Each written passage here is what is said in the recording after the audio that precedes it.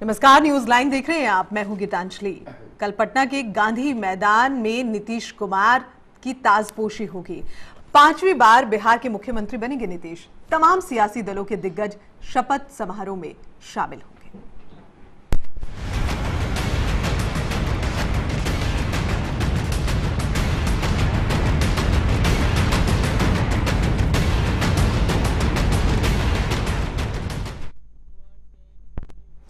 जी हां, केंद्र सरकार की आर्थिक नीतियों पर मनमोहन सिंह ने कई सवाल उठाए। चुप्पी तोड़ते हुए उन्होंने कहा कि दिशाहीन है मोदी की नीतियां, कांग्रेस की नीतियां ही कारगर हैं। लेकिन आपको बता दें कि नागरिकता मामले पर राहुल गांधी जो हैं वो अब भड़क गए हैं। प्रधानमंत्री मोदी को उन्होंने चुनौती दी है और कहा है कि 6 महीने में वो जांच करा लें, अगर वो दोषी पाए जाते हैं तो उन्हें गिरफ्तार करें। मोदी पर भड़के युवराज, भारत में बढ़ रही असहिष्णुता से प्रधानमंत्री का इनकार। कहा, भारत में कूट कूट कर भरी है सामाजिक।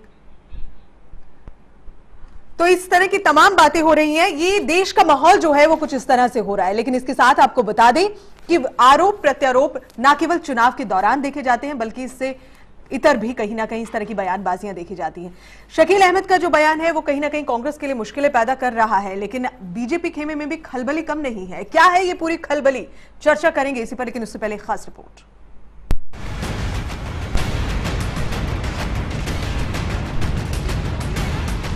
अभी आतंकवाद पर दिया विवादित बयान सुर्खियों से हटा भी नहीं था कि अचानक कांग्रेस नेता शकील अहमद ने एक और बयान देकर बम फोड़कर देश को एक नई बहस में धकेल दिया। इस बार आतंकवाद की जगह मोदी ने ले ली है। कांग्रेस के वरिष्ठ नेता शकील अहमद ने ट्वीट किया है कि देश में आज अंग्रेजों की सोच वाला शासन है, क्योंकि प्रधानमंत्री नरेंद्र मोदी फूट डालो शासन करो की नीति को दोहरा रहे हैं। देश में भले ही गुलाबी सर्दी की शुरुआत हो चुकी, लेकिन शकील के बयान ने सियासी तापमान भी बढ़ा दिया है। ये पहली बार नहीं है जब शकील अहमद ने मोदी के खिलाफ आग उगली हो।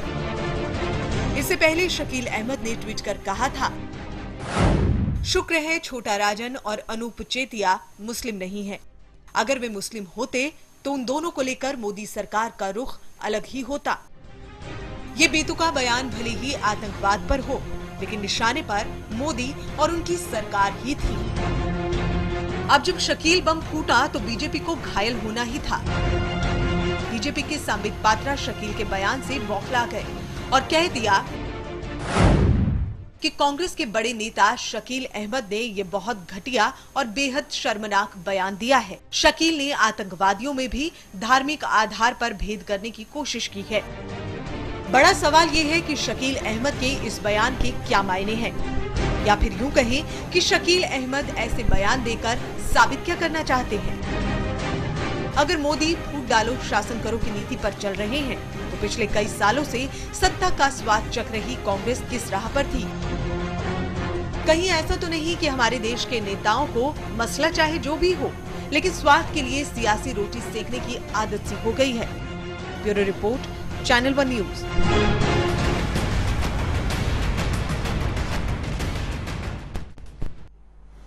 जी हां, तो कांग्रेस नेता शकील अहमद ने ट्वीट किया और मोदी की सोच अंग्रेजों के जैसी बताई, क्योंकि वो फूट डालो शासन करो की नीति पर देश में शासन कर रहे हैं। इस तरह की बयानबाजियां जो हैं वो अब दिक्कत कर रही हैं। लगातार ये बयानबाजियां बढ़ती जा रही हैं। बीजेपी पलटवार करता है कांग्रेस पर और कांग्रेस हमेशा तैयार रहती है इसका जवाब देने के लिए। लेकिन इस बार की जो बयानबाजियां हैं उन्होंने राजनीति गरमा दी है। क्या पूरा मामला है ये, और इसमें क्या आगे जो राजनीतिक समीकरण है वो भी बनते नजर आ रहे हैं, क्योंकि आने वाले वक्त में जो चुनाव हैं वो भी बहुत कई राज्यों में होने हैं। तो कई मामलों से जोड़कर इस तरह की जो बयानबाजियां उन्हें देखा जा रहा है। लेकिन हमारे जो मेहमान हैं वो कैसे देख रहे हैं, ये हम उनसे जानेंगे। जो मेहमान इस चर्चा के लिए मौजूद है, मैं परिचय करा देती हूँ। हमारे साथ में मौजूद है शरद त्रिवेदी, राजनीतिक मामलों के विशेषज्ञ हैं। साथ ही हमारे साथ मौजूद है वीएस दुबे, नेता कांग्रेस, और हमारे साथ मौजूद है संदीप दुबे, नेता बीजेपी। आप सभी मेहमानों को बहुत बहुत स्वागत है। शरद जी, कैसे देख रहे हैं इस तरह की बयानबाजियों को आप? देखिए, पिछले कुछ सालों में एक चलन शुरू हुआ है कि कुछ ना कुछ ऐसे बयान देते रहें ताकि आप खबरों में रहें। तो इसमें हर पार्टी के कुछ नेता ऐसे हैं जिनका या तो एक दूसरे के ऊपर कीचड़ उछाल दिया या कुछ ऐसी बातें कहीं, जैसे कुछ लोग पाकिस्तान में जाके अभी हाल में ही उन्होंने बयान दिया है। तो उससे ये है कि आप खबरों में बने रहेंगे और खबरों में जो जब तक कि मीडिया आपको नहीं पूछता है तब तक आप कुछ नहीं कर सकते हैं। तो नेता के लिए मीडिया में रहना बहुत ज़रूरी है। तो इस तरह के बयान जो हैं, जैसे कुलदीप नैयर साहब हैं जो शायद इंडो पाकिस्तान फ्रेंडशिप एसोसिएशन के कोई पदाधिकारी हैं, वो भी इस तरह का बयान देते रहते हैं। मणिशंकर अय्यर साहब इस तरह का बयान देते रहते हैं। अब उसमें शकील अहमद साहब और जुड़ गए हैं। तो इनका कोई, मुझे नहीं लग रहा है कि इसका कोई और मतलब है, सिर्फ ये है कि इनको खबरों में रहना है। और या भी ये भी हो सकता है कि जो अभी चुनाव आ रहे हैं उसमें अपने अपने खेमे को जो है ये बताना कि नहीं आपके ठेकेदार हम ही हैं, तो उससे एक अपनी तरफ खिंचाव बनाने के लिए ये लोग इस तरह का बयान देते हैं। वास्तविकता में इसका कोई मतलब नहीं है, क्योंकि जितने भी इस तरह के लोग हैं उनका अपना अस्तित्व नहीं है। जैसे मणिशंकर अय्यर साहब का जो है वो खुद ही राज्यसभा से जीत के आए हैं, वो लोकसभा में नहीं आ सके। तो इस तरह का बयान देने से जो है ये लोग खबरों में बने रहते हैं और मुझे नहीं लग रहा है कि इसका कोई वास्तविकता तो से यानी कि कोई कुल ताल्लुक मिलाकर है। खबरों में बने रहने के लिए, सुर्खियां बटोरने के लिए और ये बताने के लिए कि हम पार्टी के लिए कितने अहम, कितने जरूरी हैं और किस तरह से हम सत्ता पक्ष को घेर सकते हैं, ये सब जो दिखावा है ये अहम वजह इस तरह की बयानबाजी की मानी जाए। दुबे जी कैसे देख रहे हैं, आपकी पार्टी के भीतर आखिर ये हो क्या रहा है? इस तरह की बयानबाजियों से आखिर क्या साबित करना चाहते हैं आप? देखिए, हमारी पार्टी के भीतर ऐसा कुछ भी नहीं हो रहा है और मुझे नहीं लगता कि अगर कुछ होता है तो हमारी पार्टी उसके लिए कंट्रोल करने के लिए सफिशिएंट है। आप लोग को परेशान होने की जरूरत नहीं है। नहीं, कैसे कंट्रोल करेंगे आप? अगर दिग्विजय सिंह की बात करते हैं, गाहे बगाहे वो पहले बयानबाजी करते थे, उसके बाद आप ये कह के पल्ला झाड़ लेते थे कि वो उनका व्यक्तिगत बयान है। हम विपक्ष में हैं, काउंटर करना भी हमारा हक है। काउंटर करिए सर, काउंटर करने से कौन इनकार कर रहा है? इसमें अगर आप दिग्विजय सिंह साहब का बात कर रहे हैं, शकील अहमद साहब का बात कर रहे हैं, अभी त्रिवेदी जी ने नैयर साहब का ही बात किया, तो इसमें आप ये साक्षी महाराज को भूल गए, योगी आदित्यनाथ जी। मैं उस पर भी आऊंगी और जाहिर तौर पर आऊंगी, क्योंकि ये सभी राजनीतिक दलों की भूल गए आप।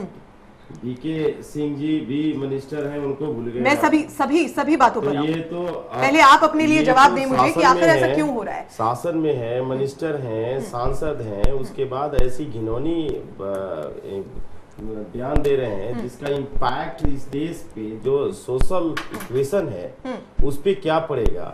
ये 1% पे बिना सोचे समझे विवेक जो विवेक का बिना इस्तेमाल किए वो जो बयान दे रहे हैं, तो इसमें कुछ काउंटर बयान हमें देना जरूरी होता है उनको काउंटर करने के लिए। अच्छा, आप इसमें ये नजरिया मत देखिए कि ये बयान है, अगर आप काउंटर करते रहेंगे, बीजेपी आप पर काउंटर करती रहेगी, शासन तो फिर देश की राजनीति क्या दिशा तय कर रही है? रोकने के लिए शासन के जो सोशल इक्वेशन है उसको डिस्टर्ब करने वाला कोई ऐसी बयान नहीं दिया हमने कि ये जो इनका बयान आता है वो जो सोशल इक्वेशन है उसको डिस्टर्ब करने के लिए। रही बात अगर आतंकवाद की बात करते हैं आप, आतंकवाद में हमने अपनी पार्टी के 2 नेता खोया। आतंकवाद में हमने कहीं धार्मिक भावनाओं के साथ समझौता नहीं किया। हमारे पास 2 रास्ते थे, जो दो महान नेताओं को हमने खोया। एक तरफ मौत थी, दूसरी तरफ उनकी सफाया थी। सफाया अगर नहीं करते तो धार्मिक भावनाओं का रिस्पेक्ट देते, लेकिन अगर सफाया कर दिया तो हमें सजा में मौत मिला। तो ये 2 जो चीजें हमें मिली तो वो देश के सामने जाई। आतंकवाद के सफाया के लिए हमने अपनी 2 महान नेताओं को खोया है। तो हम आतंकवाद से कभी धार्मिक भावनाओं से या धर्म से कभी जोड़ा ही नहीं है। आपको क्या आप क्या मानते हैं कि कभी तो शकील अहमद के बयान को कैसे देख रहे हैं? तो पाकिस्तान को हम गुलाब के फूल लेके जाते हैं। तो इसमें ऐसा कोई दो राय, इसमें भटकाने वाली कोई ऐसी बात नहीं है कि हमने कहीं भी कोई हिंदू हो या मुसलमान हो इसमें कहीं भी अंतर देखा, या सिख हो या ईसाई हो। अगर आतंकवाद है तो आतंकवाद को हमेशा आतंकवाद के नजरिए से देखा है, उसमें कोई जात धर्म और कोई चीज नहीं आई है। अगर एक चीज आता है तो भारतीयता आती है, वो आता है तो हिंदुस्तानी आता है, इसके अलावा और कुछ नहीं आता। चलिए दुबे जी, शकील अहमद जी का बयान। हाँ। शकील अहमद जी हमारे पार्टी के बहुत बड़े नेता हैं और उन्होंने जो भी अपनी उनकी एक अभिव्यक्ति की आजादी है, उनको पार्टी से उनके बयान को कोई पार्टी का आधिकारिक बयान नहीं है। असहिष्णुता की आप बात कर रहे हैं, आपकी अभिव्यक्ति चाहे उसे प्रभावित करती हो, चाहे किसी भी तरह से हो, आपको उससे कोई आपत्ति नहीं है। आप अपनी अभिव्यक्ति की आजादी से दूसरे को बोलने के साथ देश में क्या माहौल बना रहे हैं, ये सबसे बड़ा प्रश्न है। और ऐसा क्यों कर रहे हैं? माहौल उनके बयान नहीं बना रहे, उन्होंने ये कहा है, देखिए मैं अगर उनका 1% भी देश के विरोधी बयान है तो मैं उसका खंडन करता हूं, उसमें कोई दो राय नहीं है। लेकिन पहले बयान को देखें, उन्होंने कहा है कि जो 2 क्रिमिनल्स को हिंदुस्तान लाया गया वो संजोग बस हिंदू थे, अगर ये मुसलमान होते तो कांग्रेस पे एलिगेशन ये लगती कि कांग्रेस पार्टी इसको अभी तक मुस्लिम होने के लिए बचा रही थी। तो कुल मिला के उन्होंने जो कांग्रेस शासन में जो हमने धार्मिक भावनाओं के साथ कभी कोई समझौता नहीं किया आतंकवादियों से, उसको उन्होंने उजागर करने की बात को बार बार क्यों भुनाते रहते हैं? आतंकवादियों से समझौता नहीं किया, उस वक्त जो वक्त की नजाकत थी वो फैसला लिया गया, भले वो सही है गलत है उसमें सबकी अपनी अलग राय है। बहरहाल मैं इस बात पर आना चाहती हूँ जो आज हमारा विषय है कि शकील अहमद ने आखिर इस तरह की बातों का इस्तेमाल क्यों किया। पहले ही देश में जो माहौल है वो इसलिए किया कि ऐसी माहौल बनाई जा रही है, आतंकवाद एक बड़ा खतरा बना हुआ है, सभी राजनीतिक दलों को एक होना चाहिए, कोई चुनाव का भी माहौल नहीं है, इस तरह के आरोप ऐसे माहौल देश में बनाई जा रही है, इंटॉलरेंस का माहौल। दुबे जी आप क्या राय रखते हैं? संदीप दुबे जी मैं आती हूँ। देखिए मैं एक बात कहूंगा, कमाल की बात करते हैं हमारे कांग्रेस के साथी, जब ये बात करते हैं तो लगता है कि इनके राहुल जी से तो अच्छे यही हैं कि अपनी बात को अच्छे तरीके से बेहतर तरीके से रख रहे हैं। देखिए इसमें एक चीज सोचने की जरूरत है, बार बार ये लोग हमारी सरकार और हम पे जो एलिगेशन लगाते हैं, हमारे प्रधानमंत्री पे एलिगेशन लगाते हैं, उसका एक जवाब है। इंग्लैंड के अंदर जब हमारे प्रधानमंत्री जी बोल रहे थे, पूरी दुनिया में ये बात गई कि हमने राजस्थान के अंदर अलवर के इमरान की चर्चा करी। वो इमरान जो एक टीचर था और टीचर होने के नाते उसने 50 ऐप बनाए और उस ऐप के बदले उन्होंने शिक्षा के प्रचार प्रसार की बात कही। वो एक शिक्षक होने के नाते हमने उसको अपना आदर्श बना के रखा कि भारत में ऐसे मुसलमान हैं जो काम कर रहे हैं, हमने उसे भारतीय की तरफ पेश किया। लेकिन जैसे ही बात आती है कि जब इस तरह के जो लोग हैं मुस्लिम समाज में जो कट्टरता बर्दाश्त नहीं करते, वो चाहते हैं कि अमन चैन के साथ जो सही में इस्लाम है, जो इस्लाम सिखाता है, उस तरह आगे बढ़े, तो उसमें कांग्रेस के साथियों को यह दिक्कत होती है कि कांग्रेस के साथी समझते हैं कि देखिए इनकी पॉलिसी क्या है। जो बयान है शकील साहब के, बहुत धैर्य से उसको समझने की जरूरत है। इनकी पॉलिसी ये है कि ये कहते हैं साहब शकील साहब कि वो जो 2 लोग थे जिनको पकड़ के अभी लाए, उनके साथ तो बहुत सहूलियत हो रही है, अगर वो उनके जगह मुसलमान होते पता नहीं ये क्या कर लेते। इनके बयान के यही अर्थ है, ये बाद में तोड़ मरोड़ के कांग्रेस साथी प्लीज आप मेरी बात पूरा सुन लीजिए। दुबे जी जरा आप पेशेंस रखिए, जब आप बोल रहे थे मैं बिल्कुल चुप था। तो देश के अंदर आप जो भी बात कर रहे हैं माहौल खराब करने की कर कौन रहा है? आप एक तरफ से कहते हो कि हिंदू मुस्लिम सिख ईसाई सब भाई भाई हैं और आप बांटने वाली विवादास्पद बयान देते हैं। दलों की बात कर रही हूं, आखिर ऐसा क्यों हो रहा है? नहीं, भाजपा ये काम नहीं करती। भाजपा अच्छा काम कर रही है। जिस हिंदुत्व की हम बात करते हैं, आप उस हिंदुत्व को कट्टरपन से क्यों जोड़ते हो? वो हिंदुत्व सहिष्णुता सिखाता है। वो हिंदुत्व वो चाहे मुसलमान हो, सिख हो, ईसाई हो, किसी जात धर्म के लोग हो, गले मिलकर चलना सिखाता है। और इसका जीता जागता उदाहरण है आजादी के बाद आज तक। आप जाइए, कौन से ऐसे त्योहार नहीं है जिसमें हिंदू मिलजुल के काम नहीं करता। इस तरह की बातों को लेकिन ये लोग कांग्रेस के साथी लोग कट्टर बनाना चाहते हैं इस देश में अपने राजनीति के लिए, अपने वोट बैंक के लिए। ये तमाम बातें अभी सुनी है, कांग्रेस और बीजेपी के हमारे दोनों जो साथी हैं यहाँ पर मौजूद हैं। लेकिन इस तरह की जो बयानबाजियां हैं, वो बयानबाजियां क्यों हो रही है? सबसे पहला प्रश्न तो ये उठता है। और इसी के साथ उन बयानबाजियों के बाद ये कहा जाता है कि उस राजनीतिक दल ने भी ये कहा तो हमने कहा, जैसे अभी दुबे जी ने भी कहा कि हमने काउंटर करते हैं, हमें करना पड़ता है, ये करना जरूरी है। क्या वाकई ये बहुत जरूरी है? क्या हम एक तरीके से सही तरीके से शांति के संदेश को देते हुए इस तरह की बातों का जवाब नहीं दे सकते? क्या हमारे पास कोई और विकल्प नहीं है इस तरह की बयानबाजियों के अलावा? देखिए दिक्कत क्या हुई है कि पिछले 25 साल में जो है राजनीति बहुत टूट गई है और यहाँ पे 2%, 1.5%, 2.5%, 5%, मतलब आधे % वोट का भी बहुत महत्व हो गया है। पहले जो चीज़ नहीं थी और राजनीति जो है वो भावनाओं का खेल है। तो इसमें आप अपना समीकरण कैसे बैठाएं, किस तरह किसको भड़काएं, किसको किसके खिलाफ भड़काएं, किन 4 या 6, 8 जातियों को या 2 धर्मों को या 1.5 धर्मों को मिलके हम अपना समीकरण बना सकें। मैं आपको एक उदाहरण देता हूं कि करीब कई साल पहले की बात है। बिहार के एक शीर्ष नेता हैं, बहुत लोकप्रिय नेता हैं, मैं उनका नाम नहीं लूँगा। उन्होंने एक वाकया हुआ था वहाँ पे कि एक आदमी था जो चोर पकड़ा गया था और उसको जो है वहाँ के कोई इंस्पेक्टर या सिपाही था, उसने पूरे गांव में, जिस गांव में उसने चोरी करी थी उस गांव में उसका एक पैर मोटरसाइकिल से बांध के पूरे गांव में उसको घसीटा था।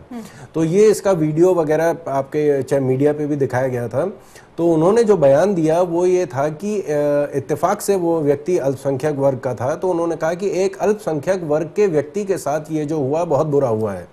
तो अगर ये बहुसंख्यक व्यक्ति के साथ होता तो ये ठीक हो जाता। बिल्कुल। तो ये जो आप भावनाओं से खेल रहे हैं कि नहीं साहब ये अल्पसंख्यक के साथ हुआ या बहुसंख्यक के साथ हुआ, जो जुर्म है वो किसी के साथ हुआ हो। इसी तरह कुछ साल पहले एक घटना दिल्ली में घटी थी कि एक मैजिस्ट्रेट और दो लोग आ रहे थे रास्ते में और उनकी गाड़ियां आपस में टकरा गई रिंग रोड पे, और जो अखबार में छपा कि साहब ये जो है एक इंस्पेक्टर ने, एक डीएसपी ने एक मैजिस्ट्रेट को पीटा। अब वो दो लोगों की लड़ाई हुई, दो लोगों की गाड़ियां लड़ गई, तू मैं हुई, दोनों लोगों में हाथापाई हुई। तो अब जो भारी पड़ा, वो जो पहलवान था वो भारी पड़ा, उसने दूसरे को मार दिया। वो तो बाद में पता चला कि एक मैजिस्ट्रेट था, एक डीएसपी था। अगर दोनों को पहले पता होता तो हो सकता है ये झगड़ा ही नहीं होता। तो ये जो भावनाओं का खेल है कि नहीं साहब हम देखिए हमने इतने लोगों का भला किया है, अगर बलात्कार हुआ है तो एक दलित के साथ एक फलानी जाति के व्यक्ति ने बलात्कार किया, दलित के साथ बलात्कार नहीं हुआ, बलात्कार हुआ है या जुर्म हुआ है या घरों में आग लगाई गई है। वो घरों में आग 2 व्यक्तियों या 10 व्यक्तियों ने 4 व्यक्तियों के यहाँ लगाई या 4 व्यक्तियों ने 10 व्यक्तियों के यहाँ लगाई, वो व्यक्तिगत रूप से हुआ है। उसमें जाति, धर्म, संप्रदाय, संस्कृति को जोड़ना जो है वो भावनाओं के साथ खेलना है। लेकिन क्योंकि त्रिवेदी जी, एक प्रश्न यहाँ पर ये भी उठता है, इस तरह की जो घटनाएं हैं, जैसे अभी आपने भी कहा कि अगर कुछ भी होता है तो उसे कम से कम ऐसे नहीं कहना चाहिए कि दलित के साथ हुआ या फिर जिस तरह की बातें की जाती हैं। लेकिन ये जो राजनीतिक दल, मैं हमेशा कहती हूँ, ये जनता का प्रतिनिधित्व करने वाले ये जनप्रतिनिधि जब इस तरह की बात कहते हैं तो देश में किस तरह का संदेश जाता है? क्या इससे देश का माहौल नहीं बिगड़ता? देखिए, मैं इसको नेताओं से ज्यादा मैं इसको जनता को जिम्मेदार ठहराता हूं, क्योंकि जनता को जब इसी तरह के लोग पसंद हैं, मतलब ये नेता खुद नहीं बनते, नेता जनता बनाती है। तो जनता जब एक डेवलपमेंट की स्थिति में जाती है, जब प्रगति की तरफ देखती है, जब कुछ अपना कल आज से बेहतर करने का सोचे तो वो बेहतर नेता लेके आते हैं। लेकिन ये ऐसा एक हिंदुस्तान की किस्मत इस तरह की इन दिनों चल रही है ऐसी कि हम लोगों को इसी तरह के नेता पसंद आते हैं कि कुछ जुमलेबाजी करें, कुछ चुटकुले बोलें, कोई मतलब जैसे आजकल असेंबली में मारपीट हो रही है, घूंसे चल रहे हैं। अभी 1.5-2 महीने पहले जो मॉनसून सेशन था उसमें जो मतलब लोकसभा में स्पीकर के जो पोडियम है उसको बैरिकेड लगाए गए कि स्पीकर को लोग ना मार दें जाके। तो जहां ये हालात हो रहे हैं, नेतृत्व का जो स्तर इतना गिरता जा रहा है, हम लोगों के बातचीत का स्तर इतना गिरता जा रहा है। पहले जो नेता होते थे वो लेख लिखते थे, वो किताबें लिखते थे। मुझे नहीं लग रहा है कि शायद 2-4-10 नेताओं को हम जो उंगलियों पे गिन सकते हैं, उनके अलावा कोई भी इस तरह का काम कर रहा है। एक इंटेलेक्चुअल डिबेट होती थी, बहस होती थी और उस पे किसी न किसी निष्कर्ष पर पहुंचते थे।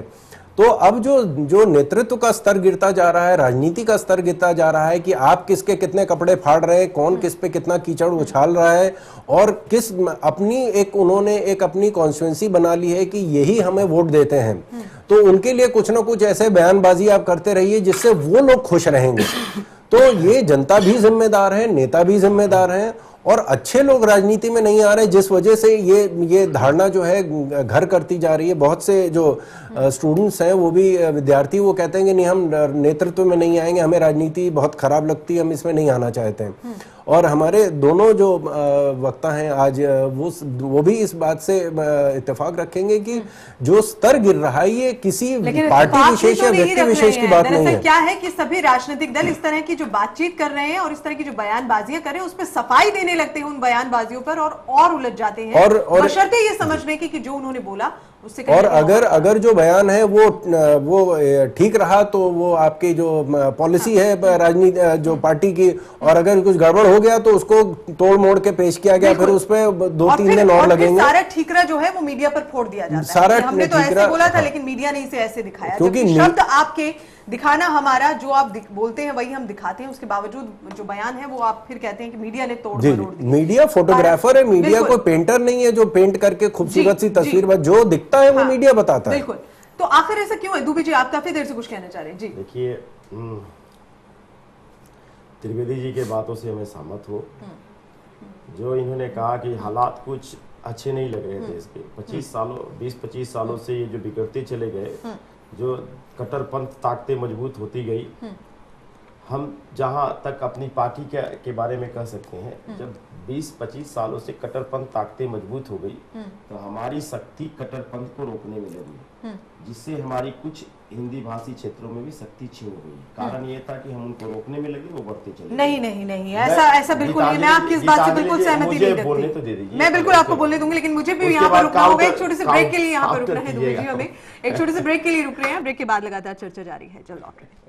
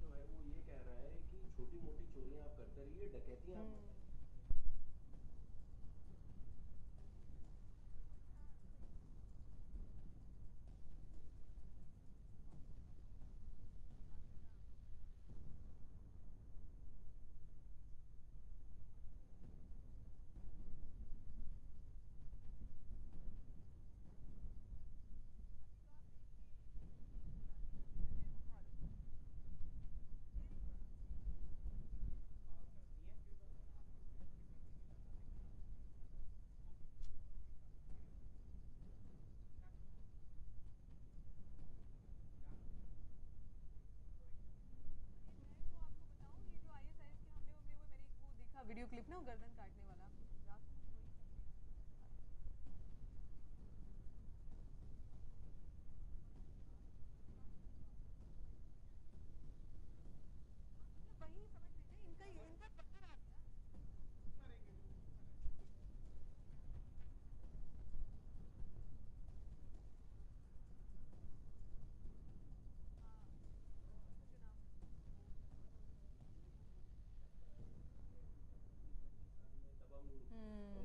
बाहुबली ये शब्द पहले नहीं थे। अब जनता को वही नेता चाहिए जो बेहुदा हो, बदतमीज हो, जो कम से कम 15 दिन पुरानी दाढ़ी होनी चाहिए उसके। लालू जी आई थिंक मेरी समझ से लालू जी की टक्कर का गांधी जी के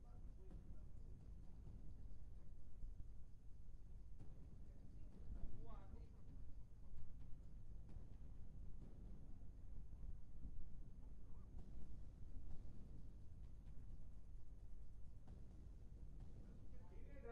जाहिलों का नेता कौन होगा जो उनसे बड़ा जाहिल होगा? हाँ जी, वो देखिए, मैं तो वो क्या दुर्गा है और मेरे को कोई ना ऐसे नहीं। कुछ अपने लैंग्वेज में उन्होंने कहा कि कतनो आरएसएस के ऊपर हमला, कतनो बाढ़ चढ़ाई बा लोग देखा हमरा के लिए खाली बा कुछ ना हुई हमरा कुछ ना तो अंडरस्टैंडिंग थी उन्होंने।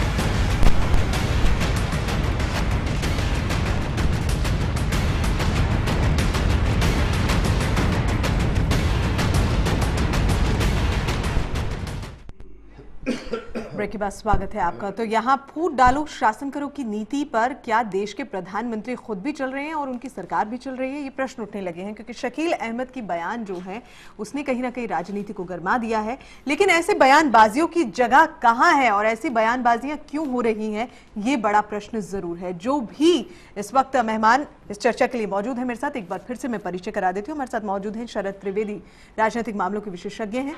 साथ ही हमारे साथ मौजूद हैं वीएस दुबे, नेता कांग्रेस। हमारे साथ मौजूद हैं संदीप दुबे, नेता बीजेपी।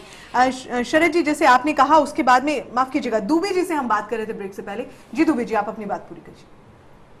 जी, मैं त्रिवेदी जी के बातों से सहमत हूँ। इन्होंने सही कहा कि जो अभी लोगों की अभिव्यक्ति की तो आज़ादी मिली हुई है, लेकिन अभिव्यक्ति की आज़ादी का मतलब ये नहीं होना चाहिए कि उससे ये हो कि सामाजिक जो संतुलन है वो न बिगड़ जाए, उसका हमें ध्यान रखना चाहिए। तो जो पॉलिटिशियंस हैं या जो समाज में पॉलिटिशियंस उभर रहे हैं, तो उनको ऐसी शब्दों का इस्तेमाल करने में कंट्रोल करना चाहिए। तो ये जिम्मेदारी कौन तय करेगा? ये जिम्मेदारी कौन तय करेगा? सबसे ज्यादा आप सत्ता में रहे। जो माहौल बिगड़ चुका है, मैं इनके बातों से पूर्ण रूप से सहमत हूँ। अगर ऐसा माहौल नहीं बिगड़ता तो भाजपा के हमारे दोस्त बैठे हुए इन्हीं के पार्टी के और लाल, देखिए जो मुद्दे पे हैं ये कभी भी बात नहीं करेंगे, मुद्दों को गोल गोल घुमाएंगे और उसी समय से जो इनकी बातें हो रही हैं। गीतांजलि जी, एक चीज सुन लीजिए, आप इन्होंने एक शब्द बात सुन लीजिए, साहब की बात सुन लीजिए। आप करते क्या है? आप जवाब दे लीजिए। जिसमें बात हो रही है, शकील साहब ने जो बात कही और शकील साहब ने किस परिप्रेक्ष्य में कही, जुडिशरी में सबसे ज्यादा आजादी के बाद इन्होंने राज किया, इन्होंने जुडिशरी पे क्वेश्चन उठाए, इन्होंने कानून व्यवस्था पे क्वेश्चन उठाया, यानी कि इनके राज में जब ये सत्ता में थे तो ये इसी तरह हिंदू मुस्लिम और संदीप जी जवाब ले लेते हैं। संदीप कैसे न्याय मिलेगा? संदीप जी जवाब ले लेते हैं। बयान जो शकील साहब के, इसमें सोनिया जी को आके माफी मांगनी चाहिए, शकील साहब पे कार्रवाई करनी चाहिए। आपके प्रधानमंत्री ये सभी राजनीतिक दलों के साथ परेशानी है।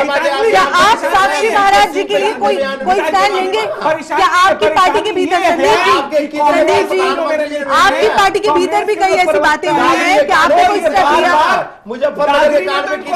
संदीप जी, इलेक्शन के दौरान आपके राष्ट्रीय अध्यक्ष कहते हैं कि बीजेपी का कोई भी नेता इस तरह की बयानबाजी से बचे, क्या आप बचे? ये बड़ा प्रश्न है। बहरहाल इस बात को पूरा होने दीजिए। संदीप जी, अब पूरा बात पूरी होने दीजिए। अगर वो बात करेंगे, अगर सीधे सीधी वो बात करें, जो भी मुद्दों पे बात हो, मुद्दों पे बात तो सुन लिया, गोल गोल जो घुमा रहे कांग्रेस और गलत संदेश देने की कोशिश कर रहे हैं। वीएस दुबे जी, आप बिल्कुल सीधी संक्षिप्त अपने स्टेटमेंट में ये कहा, इनके जवाब तो मुझे देना पड़ेगा। चलिए जवाब ले लीजिए संदीप जी, मैं आपको बोलने का बिल्कुल मौका दूं, आप अपनी पूरी बात रखिए। हिंदुत्व की बात रखी। ये भाजपा वाले 22 साल से खाली हिंदुत्व हिंदुत्व हिंदुत्व, इनके अलावा कुछ नहीं आता इनको। हिंदुत्व को हिंदुस्तानी कहने में कुछ शर्म आती है। आप हिंदुत्व को कहते हो, लेकिन हिंदुस्तानी क्यों नहीं कहते हो? आप ये नहीं कहते हो कि हिंदुस्तानी में शाही कहलाती है। आप हिंदुस्तान की बात क्यों नहीं करते हो? आपको पता है ये कहते हो हिंदुत्व आपको राजनीति सिखाता है। आप राजनीति की परिभाषा ही चेंज कर रही है। तमाम राजनीतिक दल राजनीति की परिभाषा चेंज कर रहे हैं। आप जवाब दीजिए। मैं आप दोनों के पास होंगी। लेकिन आप संदीप जी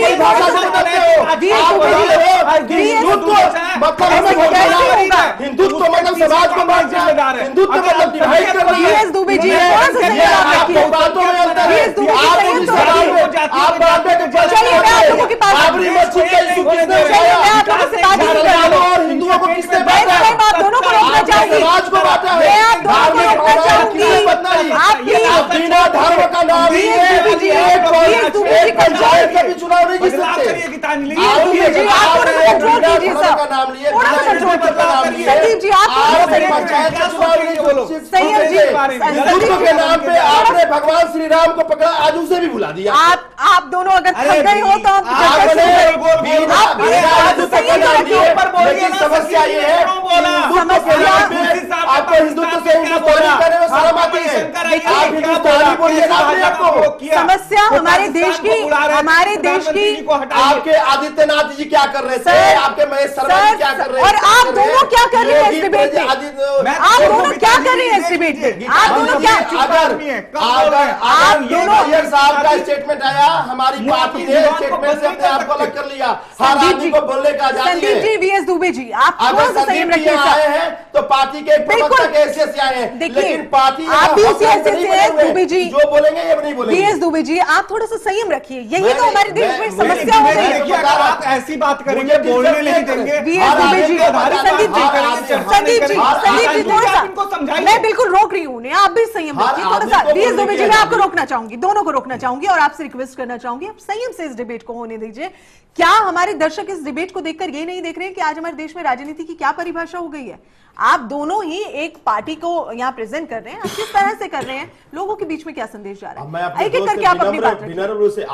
मैं आप दोनों से विनम्र निवेदन कर रही हूँ, आप प्लीज संदीप जी, आप थोड़ा सा संयम रखिए। आप वीएस दुबे जी, मैं बिल्कुल मुद्दों पे वीएस दुबे जी मुद्दों पर बात का जवाब दे रहा था। ये धर्मनिरपेक्षता की बात कर रहे थे, आप ये नहीं, आप सिर्फ मुझे ये बताएं, क्या इस तरह की बयानबाजियां देश का माहौल खराब करती है या नहीं? ये बार-बार के साथियों से रोज चैनल में यही सुनते रहते हैं, किसी मुद्दे को बार-बार ये जो हिंदुस्तानी शब्द है उसको तोड़ना चाहते हैं। वीएस दुबे जी, आप मुझे बताएं, वीएस दुबे जी, आप मुझे ये बताएं कि जिस तरह की बात आप कर रहे हैं इससे क्या संदेश जा रहा है, आप मुझे बताएं। अगर शकील अहमद ने जो बयान दिया उसके क्या मायने देख रहे हैं आप किस तरह से देख रहे हैं, आप मुझे बता दीजिए। गीतांजलि जी, मैंने पहले ही इस बात को खंडन कर दिया है, शकील अहमद जी का व्यक्तिगत बयान है जी, पार्टी का कोई आधिकारिक बयान नहीं है। इस तरह के व्यक्तिगत बयानों पर आप लोग कंट्रोल क्यों नहीं करते हैं? मैं यहाँ बीजेपी की भी बात कर रही हूँ। आपके नेता इस तरह की बयानबाजियां करते हैं जो देश में पहले ही जो माहौल अस्थिर इस वक्त चल रहा है, आप ही खुद कहते हैं कि असहिष्णुता, लेकिन अगर जो माहौल आप इस तरह की बयानबाजियां करेंगे, आपको नहीं लगता है वो और खराब हो जाएगा? ऐसे में लोगों के बीच में आपको वो संदेश देना चाहिए जो शांति दे। आप ऐसा संदेश देते हैं जिससे और बातें भड़कती हैं। गीतांजलि जी, त्रिवेदी जी ने नाम लिया कि अभी नैयर साहब ने बयान, जैसे उनका स्टेटमेंट आया, पार्टी ने ऑटोमेटिक उसको खंडन कर दिया कि नहीं, एक कोई पार्टी से लेना देना नहीं है इस बयान से, उनका व्यक्तिगत बयान हो सकता है, आधिकारिक बयान कोई नहीं है। रही शकील साहब का, उन्होंने एक संभावनाएं दिखाई, वो पार्टी का कोई आधिकारिक बयान नहीं है। हम तो कम से कम इतना, अगर कोई पार्टी का अगर देश के खिलाफ या राष्ट्रीयता पे कोई अगर वो बाधा बनती है तो हमें इमीडिएट रूप से उसको खंडन करने में टाइम नहीं लगाते हैं। मैं अपने दोस्त से खंडन क्यों नहीं किया? खंडन क्यों नहीं किया? इनसे आपकी पार्टी ने ये तो कहा कि व्यक्तिगत बयान है, आपकी पार्टी के किसी भी नेता ने ये क्यों नहीं कहा कि ऐसे बयान नहीं बोलने चाहिए थे और पार्टी इसके लिए माफी मांग रही है? अब इसको क्यों नहीं बोला? लंबा चौड़ा करें? नहीं, लंबा चौड़ा करने की बात नहीं, पार्टी का बयान नहीं है। देखिए, मैं वही तो बात कर रही हूँ कि पार्टी का आधिकारिक बयान नहीं है, लेकिन पार्टी का ये दायित्व बनता है कि अगर पार्टी का कोई नेता इस तरह के शब्दों का इस्तेमाल करता है, मैं ये बात बीजेपी के लिए भी कर रही हूँ, अगर बीजेपी के लिए भी यही मैं कह रही हूँ कि अगर माफी मांगना अच्छा है, अगर शब्द को 10 बार बोल दूं, नहीं, कोई मैं उसके लिए माफी मांगना बहुत जरूरी है, अच्छा तो है, जरूरी भी है। मैं बोला अगर कोई शब्द कोई गाली है और मेरे मुंह से निकल गया तो मुझे माफी इमीडिएट उसको माफी मांगना चाहिए कि मुझे उसको बार बार दोहरा के माफी मांगना चाहिए। माफी तो हमने अगर खंडन कर दिया, मैंने अगर खंडन, हमने पार्टी ने खंडन कर दिया उसको, तो बात खत्म हो गई। अगर पार्टी देते रहे शरद जी, जैसे कि अभी वीएस दुबे जी ने कहा, मैं अपने दोस्त से सिर्फ इतना सवाल पूछना चाहता था कि चलो कांग्रेस ने तो कम से कम खंडन कर दिया और उसमें दिन भी नहीं लगाए, आपके तो इतने बयान पड़े हैं और बड़े बड़े मंत्रियों इस तरह की बयानबाजी क्यों है? प्रधानमंत्री जी ने ना राष्ट्रीय अध्यक्ष जी को खंडन करने के बजाय साक्षी महाराज, आप जवाब दीजिएगा। साक्षी महाराज सुनेंगे नहीं, साक्षी महाराज का बयान आया, उसके बाद योगी आदित्यनाथ का बयान है। योगी आदित्यनाथ जी ने कहा शाहरुख खान और मुसलमानों को कुछ कहा कि वो पाकिस्तान चले जाए, और नेक्स्ट डे सिर्फ इनके राष्ट्रीय अध्यक्ष को खंडन करने के बजाय वो कह रहे हैं कि अगर महागठबंधन जीता तो पाकिस्तान में पड़ाके छूटेंगे। उन्होंने भी इनडायरेक्टली और डायरेक्टली वही भाषा को बदल दिए। कहा जा रहे हैं, क्या बात कर रहे हैं, ऐसी व्यक्तित्व हो, आप थोड़ा सा चलिए जवाब ले लेते हैं। आपने जवाब मांगा है ना संदीप जी से, जवाब ले लीजिए। जी संदीप, बहुत संयम से संदीप जी। मैं तो बोलता हूँ तो आप कहती हैं 1 मिनट ही बोलिए और इनको 5 मिनट 7 मिनट। नहीं, ऐसा बिल्कुल नहीं है, मैं आपको भी पूरा मौका देती हूँ। मैं संदीप जी बताइए। मैं संदीप हूँ, हाँ संदीप मैं जी, आप हिंदू हूँ, हाँ। पैदा हुआ हूँ, मैं कहता हूँ कि मैं संदीप हूँ और एक हिंदू हूँ, तो मैं सांप्रदायिक हो गया। ये कहते हैं कि शकील भाई हैं, मुसलमान हैं, तो वो सांप्रदायिक नहीं है, वो उनको हक है, लेकिन मुझे हक नहीं है इस देश में ये कहने के लिए कि मैं हिंदू कुल में पैदा हुआ। अगर ये नफरत बोने का बीज ये काम करेंगे और इस तरह की ये बातें करेंगे और लोगों को इन्होंने ही बांटा है इस देश के अंदर, किनके साथ, जम्मू कश्मीर में पंडितों के साथ क्या हुआ, पंजाब में सिखों के साथ क्या हुआ, कौन सी ऐसी जाति है जिनमें इनके शासन में उसको नुकसान नहीं हुआ है और उस पर वो कम से कम परेशानी में नहीं आई है, ये बताएं। कांग्रेस के लोग सहिष्णुता की बात करते हैं, आप जब एकता की बात करते हैं, विकास की बात करते हैं, तो आप मुख्य धारा में उस समाज को लाने के लिए आपके पास कोई ना कोई एक बेहतर योजना और तरीका तो होना चाहिए। करने का है हिंदू जो व्यक्ति 2 मिनट में दबाव खत्म करूंगा, तो मेरी बात तो सुन लीजिए, उनकी बात पूरी बात सुन लीजिए कांग्रेस के साथ ही, है ना, वो बात एक बेहतर, मैं फिर वही दोहराऊंगा कि भारत का प्रधानमंत्री इंग्लैंड के अंदर पूरे विश्व के संबोधन में यह बात कहता है भारतीयों के बीच बैठ के कि अलवर का इमरान हमारा आदर्श है। इससे बहुत बड़ी बात इस देश के लिए क्या हो सकती है? क्या ये हिंदू की बात है या मुसलमान की बात है? ये बात एक भारतीय की है और इस भारतीय में वो हर धर्म, हर संप्रदाय, वो हर अंतिम व्यक्ति भी आता है। इनको दिक्कत क्या है मैं बता रहा हूं। जब से प्रधानमंत्री जी ने इनके गरीबों की गरीबी हटाओ की बात करी, क्योंकि इंदिरा जी गरीबी हटाओ के नारे पे आई, देश में गरीबियों की संख्या बढ़ती गई।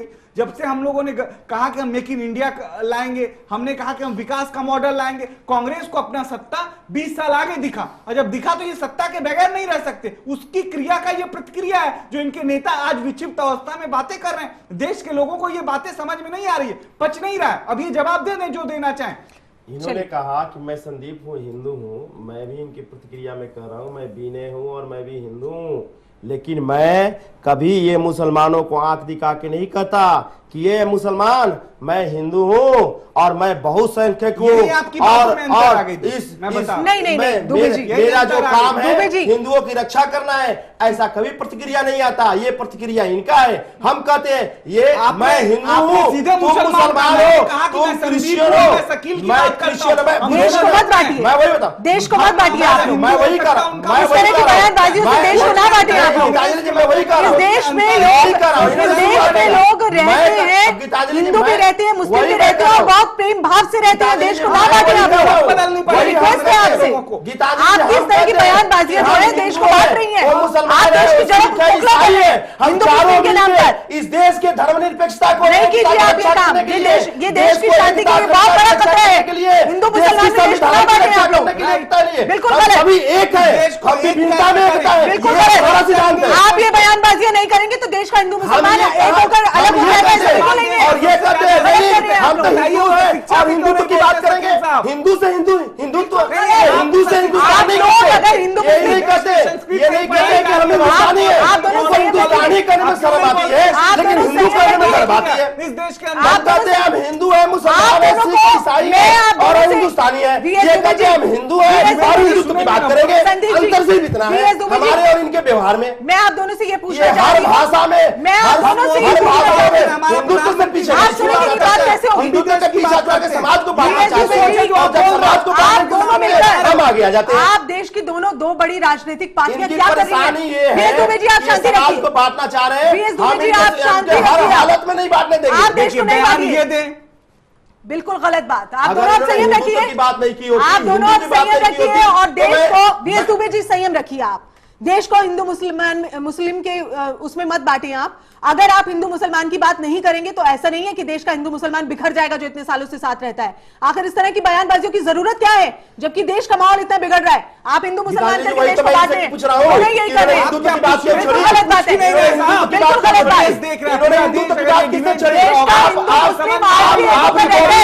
आप लोग उसे बांटने की कोशिश करते हैं। हिंदुत्व की बात किसने कही? इनको पता नहीं, ये हमें भी पता है। हिंदू है, इनको बताने की जरूरत मैं हिंदू हूँ, आपने भाई बताने की जरूरत है।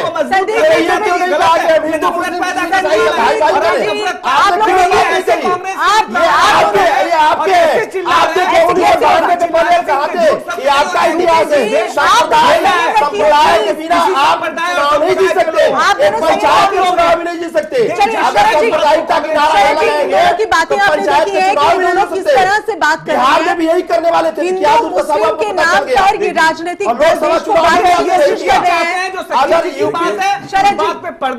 रोकना चाहूंगी, आप दोनों को रोकना चाहूंगी। शरद जी, हिंदू मुस्लिम के नाम पर आपको नहीं लगता है तमाम राजनीतिक दल अपनी राजनीतिक रोटियां सेक रहे हैं? या देश का हिंदू मुसलमान कभी ये जानने की कोशिश नहीं कर रहा है कि हिंदू में क्या और मुसलमानों में क्या चल रहा है? सबको अपनी जीवन जीने से मतलब है, लेकिन हिंदू मुसलमान की कैटेगरी बांटने का काम तो ये राजनीतिक दल कर रहे हैं। तो देश की जड़ें खोखली कर रहे हैं या नहीं कर रहे हैं? देखिए, 200 सालों के 200 सालों के अंग्रेजों के शासन में कभी भी ऐसा समय नहीं था जब 98,000 से ज्यादा अंग्रेज हिंदुस्तान में रहे हों। किसी भी एक समय 98,000 से ज्यादा अंग्रेज नहीं थे, फौज, पुलिस, प्रशासन सबको मिला के, और 30 करोड़ हिंदुस्तानी थे। मतलब कुछ ना कुछ खूबी हम में जरूर थी कि 98,000 अंग्रेज जो हैं वो 30 करोड़ लोगों पर राज करके गए। मुझे बहुत दुख होता है कि जब मैं इंग्लैंड गया एक बार, तो मैंने जिस हवाई जहाज में मैं गया था वो 15 मिनट में इंग्लैंड के आर पार चला जाता है, और वही हवाई जहाज हमारे देश में जब उड़ता तो 5.5 घंटे उड़ेगा और देश के अंदर ही रहेगा। जो इतना टापू जरा सा जब हमारे देश पे राज कर सकता है, तो यही कुछ हम में कमियां हैं जिनकी वजह से वो ये कर सके। और मैंने जैसे आपको बताया है कि ये जिम्मेदारी खाली नेता या खाली हम जनता को दोष ना, ये दोष दोनों तरफ से है। जनता को इसी तरह के लोग पसंद हैं, जैसे जो टोल बूथ अधिकारी को थप्पड़ मारे, जो इंस्पेक्टर को थप्पड़ मारे, जो डीएसपी को गोली मारे, या जैसे डीएम को 7-8 साल पहले जिंदा जला दिया गया था बिहार में। अभी खनन माफिया ने 3-4 साल पहले मध्य प्रदेश में जो है एसएसपी को ट्रैक्टर से कुचल दिया था। तो जब ये हमारा स्तर राजनीति का पूरा ध्वस्त हो चुका है, 70% जो हमारे नेता हैं वो उनके खुद के खिलाफ मर्डर और हत्या, बलात्कार के केसेस चल रहे हैं, तो जब तक कि कहीं ना कहीं इसको और वही लोग जनता पर राज भी तरफ से वही जनता के ऊपर राज करते हैं, क्योंकि जनता को वो पसंद है जो दबंग हो। ये नए शब्द हमारी शब्दावली में पिछले 25 साल में आए हैं। दबंग है, बाहुबली है, या कौन है कि कितना बड़ा पहलवान है, तो पहलवान आ गए राजनीति में। पहले मतलब गांधी जी के बगल से अगर मतलब तेज हवा भी बह जाती तो शायद वो गिर पड़ते, लेकिन जो उनकी ताकत थी, जो नेहरू जी की ताकत थी, जो पटेल की ताकत थी, ये लोग अद्भुत व्यक्ति थे, इनका अद्भुत व्यक्तित्व था। और उस समय की जनता को भी ऐसे लोग चाहिए थे। मौलाना अबुल कलाम आजाद थे, ये इनमें से कोई भी पहलवान नहीं था। किसी के खिलाफ मुझे नहीं लग रहा है कि शायद सड़क पार करने का भी कोई केस दर्ज हुआ हो। तो लेकिन अब जनता को वही लोग पसंद है। एक पिछले चुनाव की मैं आपको बात बता रहा हूँ कि जो वहां पे जो सांसद का चुनाव लड़ने आए थे, वो पहले भी सांसद रह चुके थे। उन्होंने कहा कि जो 3 मुख्य प्रत्याशी हैं उनकी कुल उम्र उतनी नहीं है जितने मेरे ऊपर केस चल रहे हैं, ये मेरा मुकाबला क्या करेंगे। 193 केस उनके ऊपर चल रहे थे और वो 2 बार सांसद रह चुके हैं और तीसरी बार सांसद का चुनाव लड़ रहे थे। तो ये जब स्तर हमारा हो गया है कि हमारे जनता ये देखती है कि कौन कितनी बेहुदा बयान दे रहा है, कौन किस तरह की हरकतें कर रहा है, कौन नेता को थप्पड़ मार रहा है। एक उत्तर प्रदेश के नेता हैं, उन्होंने एक कांग्रेस के नेता जो हैं, मैं वो नहीं कहूँ वो अल्पसंख्यक वर्ग के हैं, वो देखने में बड़े कमजोर से लगते हैं, उनका जो अचीवमेंट था वो संसद में जाके उन्होंने उन्हें पटक के मारा। तो ये जब ये हमारी राजनीति का स्तर आ गया है कि मतलब पहले तो असेंबली में ये चीजें होती थी, बहुत चिंतनीय विषय। तो ये हमको मतलब कांग्रेस और भाजपा दोनों राष्ट्रीय पार्टियां हैं, दोनों को विचार करने की जरूरत है। ये किसी पे आक्षेप लगाने से कोई एक अच्छा या एक बुरा नहीं हो जाएगा। जरूरत यह है कि हम एक राष्ट्रीय बहस इस पे करें कि क्या हमको यही नेता चाहिए। शरद जी, कहीं ना कहीं ये भी बड़ा प्रश्न है कि जब हमारे देश में इतनी सारी समस्याएं हैं, आतंकवाद एक बड़ी समस्या बन गया है, महंगाई एक बड़ी समस्या बन गया है, विकास का मुद्दा जो है वो कहीं ना कहीं उस पर अब काम करने की जरूरत है। ऐसे में हम कहाँ उलझ गए हैं, कहाँ हमारे देश जाएगा, कहाँ विकास? तो ये मैं अपने मित्र जो भाजपा और कांग्रेस से दोनों हैं, दुबे जी, मैं उन दोनों को ये सुझाव दूंगा, सलाह तो नहीं, वो काबिल है, तो मैं सुझाव ये दूंगा कि कम से कम एक आप लोग आपस में भी विचार विमर्श करें कि किसी न किसी तरह ये जो राजनीति में जो दोगलापन है, जो ओछी हरकतें हो रही हैं, उनको खत्म करके आप बेहतर लोग लाएं। जैसे आप लोग हैं उस तरह के अच्छे लोग आए राजनीति में। पहले आप देखिए, मैं पेशे से वकील हूं और मैं जानता हूं कि तकरीबन 70% जो थे अभी मैं कहीं जनता के बीच में बात कर रहा था तो मैंने उनको कहा, मैंने कहा कि आज से आजादी के समय भी जो है राजनीति जो है कोर्ट से चलती थी, अब भी कोर्ट से चलती है। फर्क सिर्फ इतना है कि पहले वकील आते थे, अब डाकू आते हैं। आते दोनों कोर्ट से हैं, तो राजनीति तो कोर्ट से ही चल रही है। पहले वकील आते थे, अब डाकू आते हैं। तो हमारा हम दोनों को, मतलब सब पार्टियों को, सीपीआई भी है, सपा भी है, बसपा भी, और भी जो पार्टियां, उन सबको जरूरत है कि एक राष्ट्रीय बहस करें, आपस में विचार विमर्श करें कि आप भी मत ऐसा काम करें, हम भी ऐसा नहीं करते हैं। और दोनों तरफ से जो किया है तो हम आपको उसके लिए सिर्फ ये समझाएं कि आप उस पर कंट्रोल करें। और अगर इस तरह के उसको हमें एक जवाब ऐसा देना है, जैसे अभी और इस तरह के कह रहे थे कि काउंटर करना पड़ेगा, और उसकी जरूरत नहीं है। अगर आप संयम से उसका आंसर देते हैं, उत्तर देते हैं, तो मेरे ख्याल से ये नौबत और जिस तरह की ये राजनीति हो रही है, अगर इस तरह की अगर राजनीति होती रही तो मुझे नहीं लग रहा है कि आप जैसे अच्छे लोग जो हैं वो राजनीति में रह जाएंगे। वो तो सबसे पहले आपको निकाल के बाहर करेंगे। तो जरूरत यह है कि इससे पहले कि वो हम लोगों को बाहर निकालें, हम उन्हें बाहर निकाल दें। बिल्कुल। चलिए, बहुत वक्त जो है वो कम रह गया है। मैं फाइनल प्रतिक्रिया आप सबसे ले लेती हूँ। संदीप जी, आपसे शुरू करती हूँ। दुबे जी, आती हूँ आपके पास। संदीप जी, फाइनल प्रतिक्रिया। मैं ये कहूंगा कि जैसे दुबे जी कह रहे थे कांग्रेस के साथी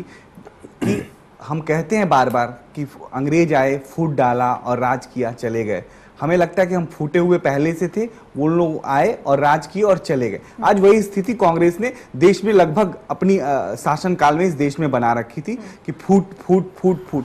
एक बार गांधी के स्टाइल में, जिसने गांधी को भी आदर्श माना, कहा कि पूरा देश इकट्ठा हो और विकास के दौर में संलिप्त, तो ऐसा भारत को पहली बार प्रधानमंत्री मिला है। और अगर हम सब लोग एक साथ इकट्ठा होकर और देश को सही दिशा में ले जाने के लिए प्रयत्न करें, ठीक है, आप आलोचना करिए, अच्छे आप मॉडल दीजिए। हो सकता है हम अच्छे मॉडल नहीं दे पा रहे हैं, कांग्रेस के साथ उससे बेहतर मॉडल दें, उससे बेहतर मॉडल रखें देश की जनता के सामने, और देश की जनता स्वीकार करे। और जनता को भी इस बात के लिए तैयार रहना चाहिए कि जो उनके लिए बेहतर मॉडल दे। अगर आप अपनी बेटी की शादी करने जाते हो तो अच्छा दूल्हा ढूंढते हो, तो कम से कम देश के राजनेता और देश की राजनीति को अगर आप ढूंढने चलते हो तो बेहतर राजनीति जो दे उसके साथ आपको जुड़ के काम करना चाहिए, ताकि राजनीति भी बदलेगा और देश भी बदलेगा और माहौल भी बदले, ये उम्मीद की जाए। चलिए, मैं अपने बड़े भाई शरद जी की बातों से पूरी तरह सहमत हूं। इन्होंने जो राजनीति में बदलाव की बात की, हमारे पार्टी में ये चिंतन चल रही है और 2-3 वर्षों से हम काफी अच्छे स्तर पे कैंडिडेट, बिहार चुनाव इलेक्शन चुनाव में 41 कैंडिडेट हमारे, एक भी उसमें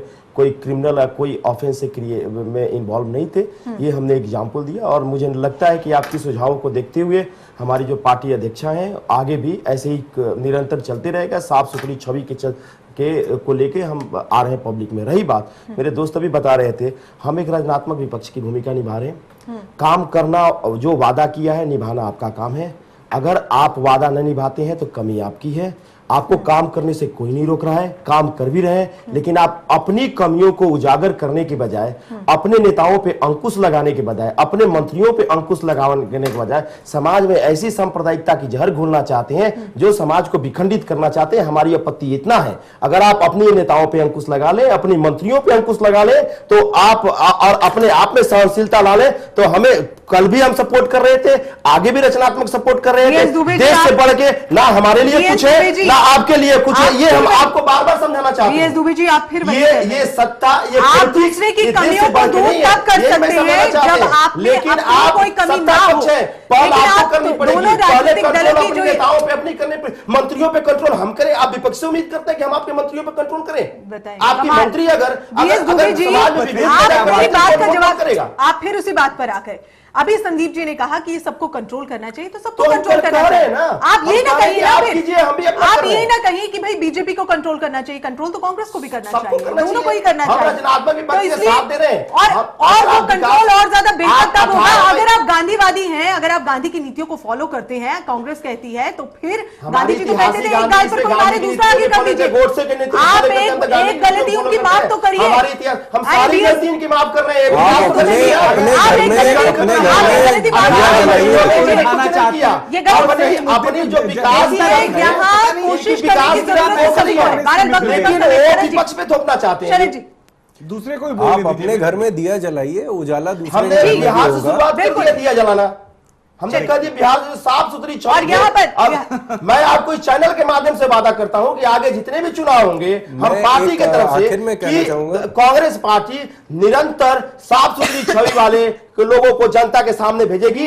और मुझे लगता है कि आगे आने वाले मैं भाजपा को तो नहीं देता, लेकिन कांग्रेस के ऊपर है। आप भाषण दे रहे हैं, बिहार में लोग राजनीति में इन्वॉल्व हो रहे हैं, बिहार की तो आपने बात कर दी। भाषण दे बिहार की तो आपने बात कर दी। निभा रहे हैं, काम करना इनका हक है। ये काम करे, अगर काम नहीं करते जवाबदारी इनको देनी पड़ेगी जनता के सामने। औरों को भी बोलने का मौका दें। और बिहार की बात तो आपने कर दी है, लेकिन शकील अहमद के बयान के लिए क्या कहेंगे आप? उसके लिए तो आप मैंने तमाम आपको बातें पहले ही बता दी कि पार्टी का आधिकारिक बयान नहीं है। हाँ, अगर व्यक्तिगत 1% भी कोई भी बयान अगर देश के एकता अखंडता को तोड़ने की कोशिश करता है तो आप उसके लिए एक्शन हम उसको खंडन करते हैं। इसमें कोई दिक्कत नहीं, चाहे ये बयान हो चाहे कोई भी बयान हो। चलिए शरद जी, फाइनल प्रतिक्रिया। देखिए, जो लहर बह रही है वो अच्छाई की तरफ बह रही है। जैसे पिछली बार भाजपा जो चुनाव जीत के आई, वो हिंदुत्व पे नहीं जीत के आई है, वो जीत के आई है प्रगति पे। और जिस तरह वो प्रोग्रेस करेंगे, कांग्रेस को भी जो है इसी तरह के सिस्टम को लेके आना है। अभी आपने दिल्ली में देखा कि पूरी ही सत्ता बदल गई, मतलब एक तरफा वोट पड़े हैं। तो दिल्ली ने साबित कर दिया है कि जो विघटनकारी जो नीतियां हैं या जो जी, बहुत माफी इस चाहूंगी, तरह के, वो नहीं होगा। बात जो है वो बहुत ज्यादा इस वक्त नहीं हो पाएगी पूरी, लेकिन आपके शब्दों को हम समझ रहे हैं। और वाकई बिल्कुल सही बात है कि अगर औरों की कमियों को दूर करना है तो सबसे पहले हम अपनी कमी को खोजें, तो शायद बहुत जल्द हमारी जो कमी जब हम दूर करेंगे तो सामने वाले की अपने आप हो जाएगी। बहरहाल बहुत बहुत शुक्रिया आप सभी का इस चर्चा में शामिल होने के लिए। तो देश की राजनीति किस और जा रही है, क्या दिशा तय कर रही है, अंदाजा लगाया जा सकता है। इस तरह की बयानबाजियों को रोकने की जरूरत है, लेकिन इसके लिए भी राजनीतिक इच्छा शक्ति की जरूरत है। न्यूज लाइन में इतना ही। आप देखते रहिए चैनल वन न्यूज।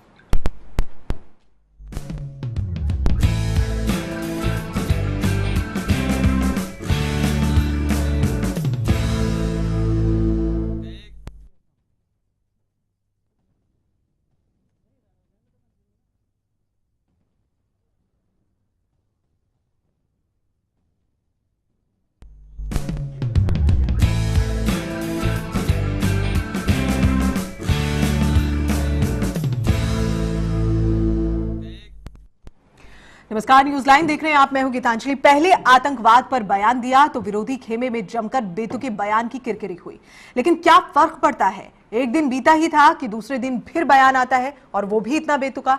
बस फर्क इतना है कि पहले मोदी को आतंकवाद के नाम पर निशाने पर लाया गया और अब हमला सीधे सीधे मोदी पर है।